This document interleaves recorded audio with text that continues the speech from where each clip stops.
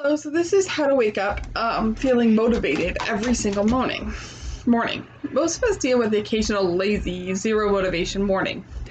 You know the feeling. You wake up knowing you have a bunch of stuff you need to get done, but you just convince yourself to do any of it. You can't convince yourself to do any of it.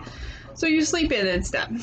Or maybe you get up and waste time playing Mario Run on your phone. Before you know it, 11 a.m. has arrived and you've done nothing. A reader asks how to deal with this problem recently. Do you have any advice for someone who plans out everything the night before, but then loses all motivation the next morning? Even though my girlfriend likes to occasionally accuse me of secretly being a robot, which isn't true, I love circulating oxygen through my clearly biological respiratory system and exhaling carbon dioxide as much as the next fellow human. Sorry, I like that. I'm not immune to this problem. However, I've learned a lot over the past few years that have helped me to make lazy mornings occur far less frequently. So, at a glance, here are the solutions for increasing your morning motivation. Experimenting with your schedule, using a morning routine to build productive momentum, reducing your intention achievement gap with the rule of 3, 4, and leveraging pull motivation by doing one thing you love every morning. So let's get started. First, experiment with your schedule. I'm a sucker for articles that detail the habits and morning routines of authors, entrepreneurs, and other famous people. So they mention different articles like The Daily Routine of Great Writers by Maria Pavlo, From Steve Jobs to Barack Obama, The Morning Routines of 8 of the World's Most Successful People, and The Daily Routines of 12 Famous Writers. One interesting thing I've learned from reading these kinds of articles is that the schedules of individual writers differed greatly. For instance, there's one that stayed motivated because he'd get up at 4 a.m., work for 5 or 6 hours in the morning, and then in the afternoon, run for 10 kilometers or swim. Somebody else is spending the morning worrying and then plunging into the manuscript in a frenzy of anxiety around 3 p.m. So it's different for everyone. So figuring out your schedule and what works for you is part of it. So build productive momentum with a smart morning routine. If you've discovered you're not a morning maniac, then you need to take a different approach to building that morning motivation. To start, let's get back to the concept of productive momentum again and try to explain it a little better. A few years ago, a friend gave me a piece of advice for when I was feeling particularly resistant to working on a big project. When you find yourself procrastinating, he said, go do the dishes. His reasoning was simple. Doing the dishes or doing any simple manual chore is low-level work. It's work that doesn't require a ton of creativity or brain power. Hence, you'll probably have a little resistance to starting it. By contrast, writing a paper or studying for a test brings a lot of resistance. However, once you get into the flow of doing the dishes, you start to build up some productive momentum. Your brain goes into work mode.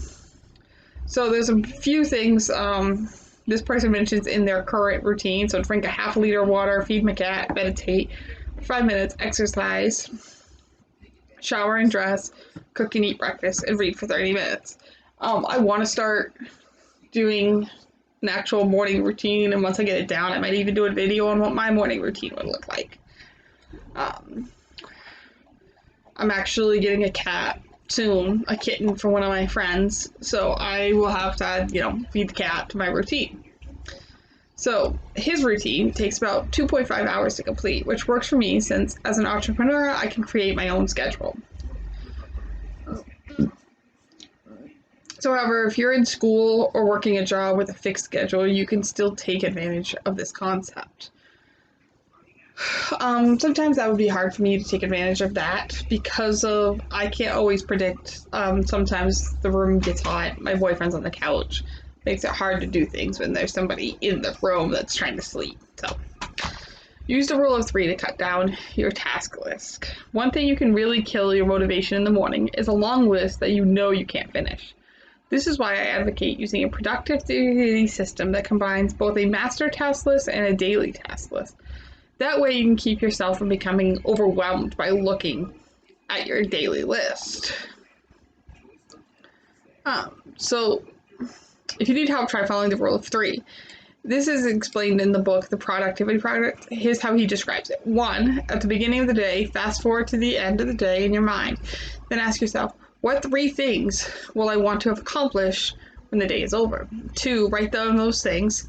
And 3, do the same at the beginning of each week. The idea here is to think deliberately about what you want to accomplish. And by limiting yourself to a small number of items, you challenge yourself to set manageable goals. And then finally, do one thing you love every morning. The idea here is, I'd like to share with you, is inspired by a quote from Tony Robbins. There are 2 different kinds of motivation. Push requires willpower, and willpower never lasts. What will last is pull. Having something so exciting, so attractive, something you desire so much that you have a hard time going to sleep at night. You get up so early in the morning and take it to the next level. This actually takes us back to the morning maniacs they talked about earlier, because I think their mission actually plays a part in what they want to do. So to wrap up, everyone deals with a lack of motivation at times, but by intelligently applying these ideas, you'll equip yourself with the tools to combat the problem and ensure that you wake up motivated more often. I hope you found this, helpful. If you have any ideas, you can comment below. So thanks for watching.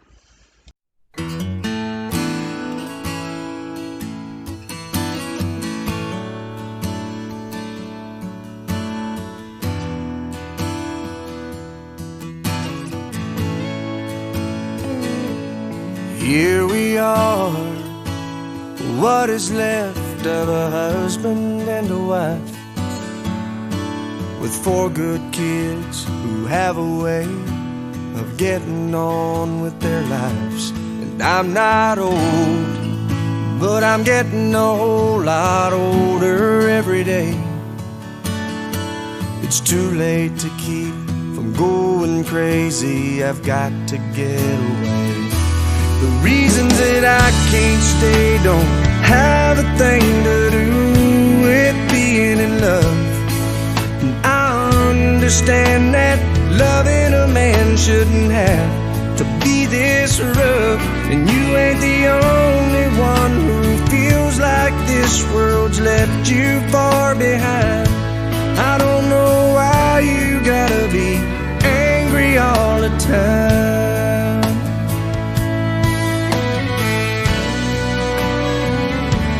Our boys are strong now, the spitting image of you when you were young. I hope someday they can see past what you have become. And I remember every time I said I'd never leave, but what I can't live with is memories of the way you used to be. The reasons that I can't stay don't have a thing to do with being in love. I understand that loving a man shouldn't have to be this rough. And you ain't the only one who feels like this world's left you far behind. I don't know why you gotta be angry all the time.